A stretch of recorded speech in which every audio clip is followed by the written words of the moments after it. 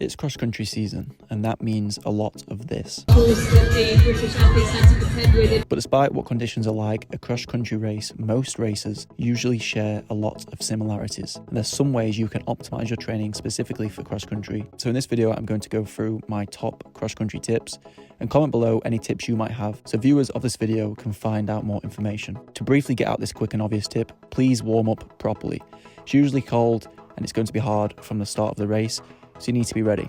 Ideally a 10 to 15 minute jog with some drills and strides. But now onto the first tip, get used to going out hard. I don't think I've ever done a cross-country race that hasn't been a near sprint at the start, so it's certainly something you need to get used to because it's very hard to not go with the pace at the start and then decide to try and work through the field. There's probably some scientific adaptations in terms of lactate tolerance, but to keep it simple, in training, just play around with going out hard in a rep and then settling into a good pace. Tip number 2, cross-country is a strength race.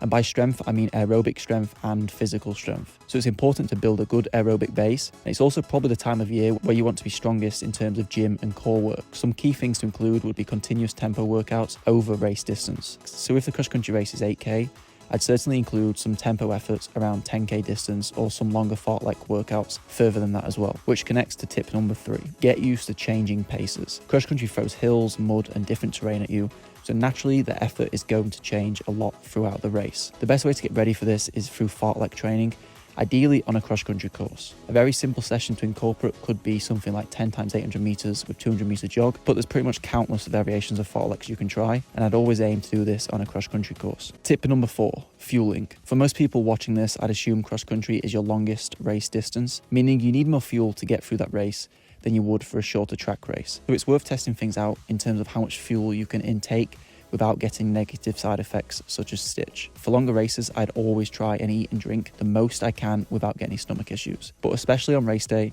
a lot of that focus is on carbohydrates. So I won't eat vegetables or meat just to make it easier on the stomach. Carbohydrate drinks are a great help for this as well because it hydrates you and it's some quick energy. Tip number 5, make your own race. And this is a big one that I think a lot of people underestimate or overlook completely, how much adrenaline can take over. If you're racing a cross-country race for the win, then that's fine, you already get that advantage. But if you know you're not trying to win the race, it's important to set a goal. That means aiming to beat someone in front of you. This gives you a massive psychological boost in a race that is very easy to give up in.